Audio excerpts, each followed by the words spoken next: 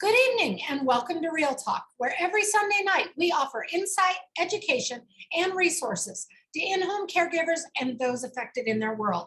These are the children, the parents, the extended family, and everyone who loves them.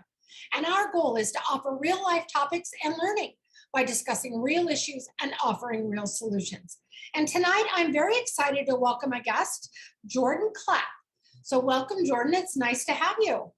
Thank you. I'm honored to be here. So I'm going to tell you a little bit about Jordan, and then we're going to jump into our topic for the night. But I think it's funny. I actually found Jordan on a Facebook group and was like, hey, wait a minute. I think you have some interesting things to say here. Invited her to write a blog for us, which she has done. And if you haven't seen that, go check it out. And then invited her to come on Real Talk because I think she has some great information to share.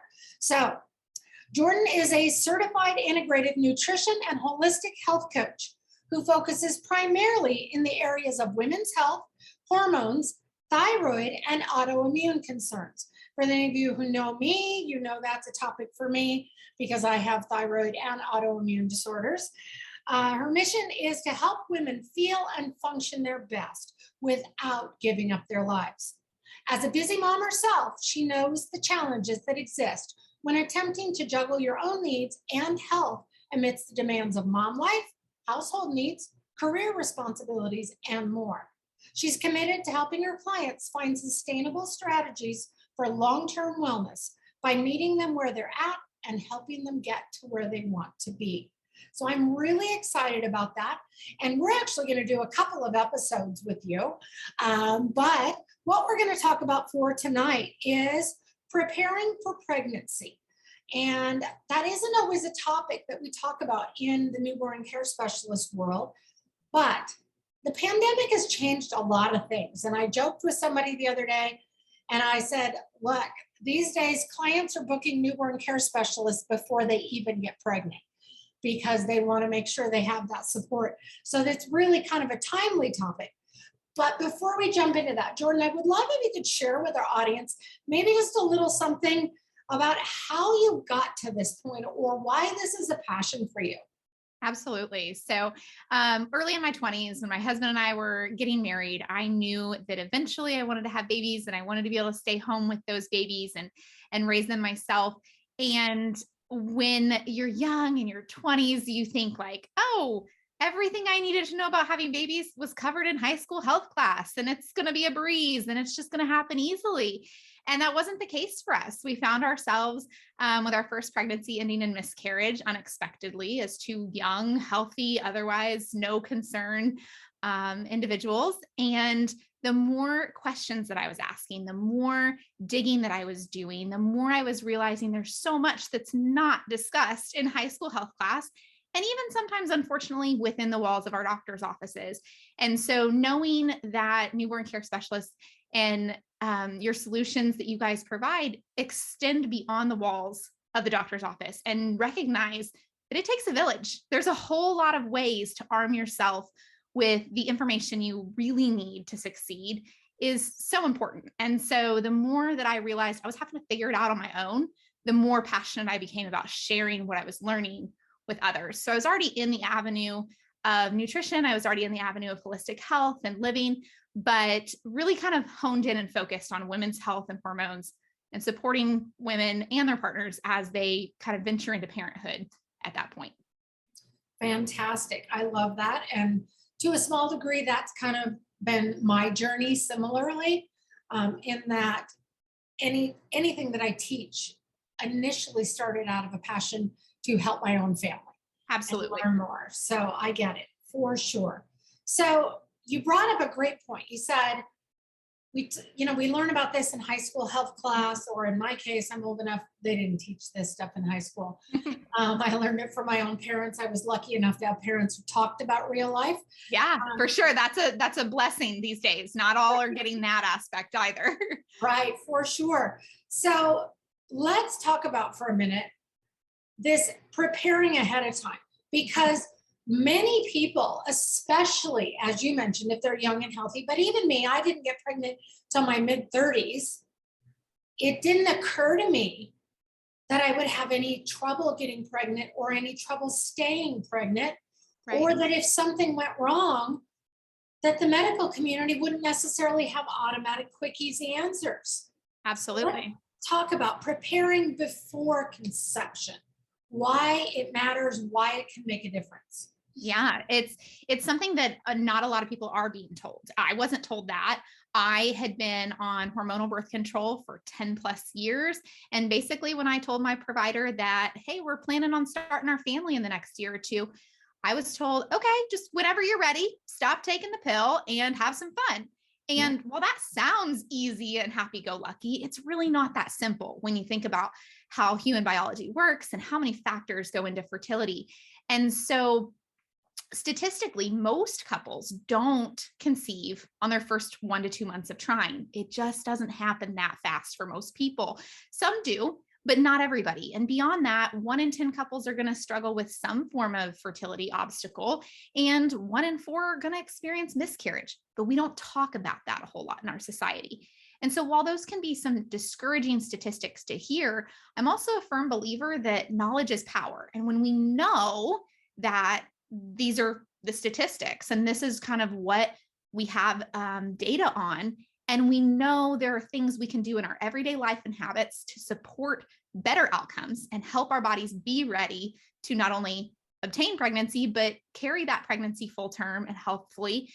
That makes a big difference. So everything from diet and lifestyle to preventative methods of making sure that you've kind of checked those boxes and you know where your baseline is. You experienced or expressed that you've had some thyroid and some autoimmune concerns.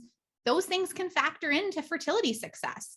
And that's not something that a lot of people are being told or are being screened for in advance of pregnancy. Now, lots of pregnancies in the US or worldwide happen not planned. But if you know that you're wanting to grow your family, why not have as much information and a solid foundation underneath you to start out instead of having to backtrack later and figure out why it's not working? Yeah, no, I absolutely agree. And yeah, I do have both thyroid. Well, I have no thyroid anymore, but autoimmune disorders related to that. And it did have massive implications around pregnancy, conception, and sustaining pregnancy. So I get it for sure. So if somebody's watching this and they say, okay, well, great, that sounds really good, but how am I supposed to know what I even should do? How do I make sure that I'm thinking about this? Are there tests I need to take? Is there a special doctor I need to see? What do you tell them? Yeah. So for the most part, I tell people start with your primary care physician or your OBGYN and have just a really honest conversation. Tell them, hey, look, we're wanting to grow a family and I want to make sure that my body's ready, that it can sustain that we're going to be able to accomplish that goal. And most care providers, I'm not going to lie to you, are going to say, okay, well, go ahead and try for, 6 months, 12 months. And if you're not having success, come back and then we'll do some digging. Personally, I'm not a fan of that strategy. It leaves a lot of people feeling optimistic in the beginning and then feeling lonely and confused and frustrated when it's not happening. And rather than kick that can down the road, I'm a big advocate for saying, hey, I'd like to get some baseline testing done to make sure that I'm not worried about any nutrient deficiencies, mineral deficiencies, and thyroid concerns, et cetera, that could slow us down, that could delay this goal that we have in mind, because there's so many health biomarkers that influence pregnancy success. And again, they're not things that we're learning about as we approach the age of wanting to reproduce. So they're usually things that we're told after we've had struggles. So I'm a big fan of getting ahead of that. And so, like I said, thyroid function, cycle health, history of cycle problems. If you've had abnormal or irregular cycle patterns, that can be an indicator that something underlying is going on. And it goes for both the male factor and the female factor contributing. So egg health is important, but so is sperm health. And so if those things are not as supported as they could be, then you might find yourself having troubles. One area that also gets overlooked is blood sugar regulation. So having a high level of inflammation or an irregular blood sugar roller coaster is what I call it, can impact things. So those that are dealing with type 2 diabetes, even type 1 diabetes or pre-diabetes, those can influence the health of your fertility because it influences your entire metabolism and how the body regulates hormones. So things that I usually tell people, if you can, get a wellness screening. Your basic wellness screening and blood draws are going to include things like a CBC panel, fasting glucose, maybe a fasting insulin level, and A1C. But I also encourage looking at things like vitamin D levels, ferritin, which is an iron marker, RBC magnesium test is important too. And then that full thyroid panel, which as someone who's been through thyroid struggles yourself, you understand that a lot of physicians will run just a TSH and say your thyroid's fine. That's not always true. There's more to the story when it comes to thyroid conversion. So looking at a free T4, a free T3 antibodies and knowing kind of what's happening there. And again, if everything checks out, then it's peace of mind. But if there's anything standing out as like, ooh, hey, this needs a little support, we want to get ahead of that. We want to make sure you have those reserves in your body to make sure that you and baby are getting what they need as things progress. Yeah, definitely. And yeah, I totally get it. You are preaching to the choir when I talk about thyroid panels with people. Just had that conversation with somebody a couple of days ago and said, no, your TSH alone is not enough. In fact, it's actually a very poor indicator of what's really going on. And so related to that, before I kind of jump into our next point around this is, what if somebody says to you, like happened to me early on, and I know has happened to a lot of people, my doctor says that's overkill. I don't need all those tests. And they're not willing to give them to me. Are there other options? What would you recommend? There are. So I was in that same boat as well. Even after my miscarriage, when I had questions and I said, I'd like to run some testing. I know we may not be able to pinpoint exactly what went wrong, but I want to rule things out before moving forward and trying again. I was literally told that, unless I've had 3 miscarriages, it's really not worth it. We need to just kind of, move along. And that just didn't sit well with me. First of all, if anyone listening to this has ever experienced any form of infertility or loss, it's not something I would wish on my worst enemy. And to have to go through that once is difficult enough when your heart and your mind are ready to welcome a baby. But to have to go through it repeatedly when maybe there was something you could have addressed that would have prevented it is a big blow. And so I'm not a fan of that strategy. And I really encourage people to recognize that their physicians work for you. So first of all, your healthcare team should be supporting you and your goals. And it's okay to be firm, but polite at the same time. So the first thing I tell people is, it's your body, your blood, and your money, whether it's your insurance or out-of-pocket costs, paying for such testing. So to tell your physician, hey, I really appreciate your feedback, but I've done some research and this is something I'd really like to have run. Can you please order it for me? There's nothing wrong with that. There's nothing wrong with politely standing your ground if you feel it's in the best interest of your health and well-being. Now, if you find yourself really against a roadblock and somebody who's not willing to run those tests, or somebody who doesn't see the value in them and may not be able to support you even once those test results have come back in, then maybe they're not the right provider for you. So I'm a big fan of functional medicine. I've worked with naturopaths as well. They're much more focused on looking at the root cause of disease or illness outside of sometimes that, traditional medicine model, but that's not accessible to everyone. Other things that are an option are sometimes ordering your own lab work. You can order independently from certain labs, depending on what country you're in and what your insurance looks like and so forth might affect cost on some of those things. But you don't also have to have all of the things I recommended run right away. You could pick and choose and say, hey, I'm going to run a couple of these tests now. And here in a couple months, I'm going to run a couple more. You can space them out if that's needed, either for budget purposes or, working with your physician or so forth. But there are other ways. So I always tell people, if it feels like in your heart, you need those answers, or you want to make sure you've done your due diligence, don't settle for being told that it's not worthy of your time or energy, because it probably is. Mm-hmm. I love that you brought up the fact that there's so many of these tests and you can do them yourself. Mm-hmm. A lot of people don't realize that is absolutely an option, and that it is okay to push back. Yep. Politely, but push back against a healthcare provider who says no. And so, and you know what, at the end of the day, most of them are not trying to be bad people. No. You know, the great majority of them really are in medicine for the right reason, but sometimes, like all of us, they get lost in the day-to-day shuffle and forget. And Absolutely. yes, Yeah, a lot of times what I found is that if you can sit down and have a conversation about, like, I've done some research on how this impacts that. So how thyroid impacts fertility. And that's why I'd like to have it tested. They might be more willing to work with you on that.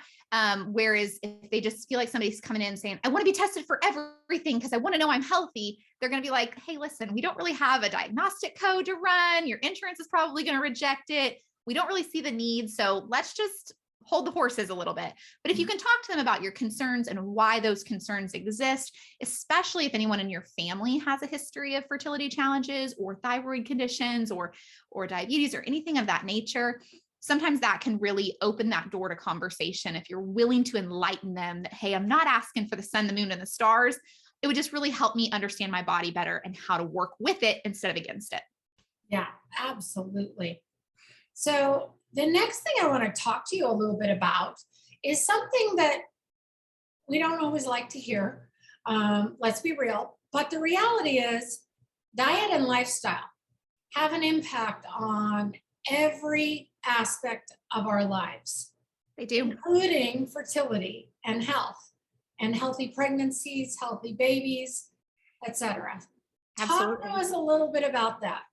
Yeah. So, little known fact, again, things we didn't learn in health class, it takes about 90 days for an egg to fully mature. So, what you're doing right now can make an impact on what your fertility or that egg that's released 3 months from now looks like, and whether it's optimal, whether it's in its best health and best condition. Same with sperm health. Things can massively change in 60 to 90 days with sperm health. So, prior to conception, I always tell people, start before you're ready. So starting before you're ready helps you get time to really implement change that doesn't feel like you're already behind the 8 ball. Same with getting testing done. If you're feeling like, hey, we know we want this later this year, we know we are working in this general direction, get started now. Don't wait until you're like, okay, today's the day, because then you're making up for lost time, or you're trying to at least. And so I always tell people, you want to optimize nutrient status. So whether you have any deficiencies on blood work, obviously, if so, we want to be targeting that, but also just a really high quality prenatal is something that I always recommend for people to look into. We want something with bioavailable nutrients in it. We want something that the body can actually absorb. We want real folate, not folic acid, which is a synthetic imitator of such. And, getting those things in place, things like your prenatal, things like a multivitamin for the male, those kinds of things can really help you fill in the gaps. We all know that nobody's perfect. Even as a health coach, I'm not perfect. I still have ice cream occasionally. We still eat out from time to time. Those are things. Striving for perfection can, really just halt you in your tracks. It can overwhelm you. But if you can fill in the gaps and say, hey, I'm doing the best I can, as much as I can, and supporting my body as often as possible, can make a big difference. So from a day-to-day kind of picking and choosing what you're going to eat, how you're going to move your body, all those things, I always tell people, start just crowding out the less desirable and boosting up the more desirable things. So things like high quality proteins and healthy fat sources, that's a big deal. Making sure you're getting enough protein and healthy fat. We've demonized fat for decades. It's really not the enemy. Our cells need healthy fats to function, but not all fats are created equally. And so we're not talking about deep fat frying, French fries and fried chicken. We're talking about avocados and nuts and seeds and coconut oil and grass-fed butter. All of those things can be really helpful and supportive for your cells and for your fertility and for baby's development down the road. Other ways to get your nutrients in, the more color, the better. So eat the rainbow. All the fiber, all the fruits and veggies, all those things can really help with making sure you're getting antioxidants, making sure you're getting nutrients, making sure you're getting all the goodness that nature has to provide for our bodies. And so I really encourage people to eat real food as much as possible. Crowd out that prepackaged, man-made, industrialized revolution food where we're talking soda and chips and everything that's shelf stable for a really long time, and just eat more real home cooked fresh food is a great starting place. If you're already doing that and you're saying, hey, which foods can I really amp up or include more of? Things that are high in iron, things that are high in folate, which is going to be your dark leafy greens, things that, again, those healthy fats, those are important. Eggs are a great source of choline, and choline is an incredibly important nutrient for fertility. So all of those things, again, it's not that you're going to necessarily nix everything, convenience, everything, guilty pleasure, I guess is the best way to call that. But the more of the real foods that nourish your body and you can say, hey, this is doing good for me in these ways, the better. Absolutely. And I love that you're acknowledging that these things are great, but that even as a health coach, that you sometimes will still eat out or still have a treat now and then. I'm human too. We're all humans. Exactly. Nobody's a robot here. Exactly. And there's very few of us that can live the all or nothing life. Because you brought it up a couple of times, and because a lot of our audience may not understand, can you give us just a really short primer on the difference between folic acid and folate? Absolutely. So this was one of the things that I got pushed back from after my miscarriage. So there is a genetic mutation called MTHFR, and no, I'm not swearing at you. It is a genetic SNP in the genetic code that it impacts how the body can process and convert certain nutrients through a process called methylation. It also impacts how our bodies detoxify. And this gene mutation impacts a large ratio of the population. Somewhere between about 60 to 75% of people have one or more SNPs in their genetic code that are impacted by this. However, most people don't know it until it starts causing problems. So folate, like I said, is found in dark leafy greens and some other, natural food sources, but it's again, a God-given, nature created substance and nutrient that our bodies need that's super important for fetal development. So what a lot of us are told is you need a prenatal with folic acid because it's important for spine formation and brain formation and all of those things. And it's not that that's not true. It does impact neural tube development. But what sometimes gets lost in translation is that just because something is good doesn't mean that more or the cheaper version or mass-produced option of it is better. And so when we started recognizing, by we, I mean society, the impacts of folate on neural tube development, we said, okay, we need to put this into like every food possible, but we need to do it as cheaply as possible. And so a synthetic version was created, which is folic acid. And so folic acid is found in a lot of like enriched cereal products, bread products, pretty much anything that has wheat in it, you're going to find it's been fortified with synthetic folic acid. And the thought process there was, we need moms to have this in their diet. We need people to have this in their diet. But if your body can't utilize and absorb what you're consuming, it does you no good. And for that 60 to 75% of the population that have the MTHFR gene variant, they can't process synthetic folic acid into something that's actually used by their body. So they need the real form of methylated folate.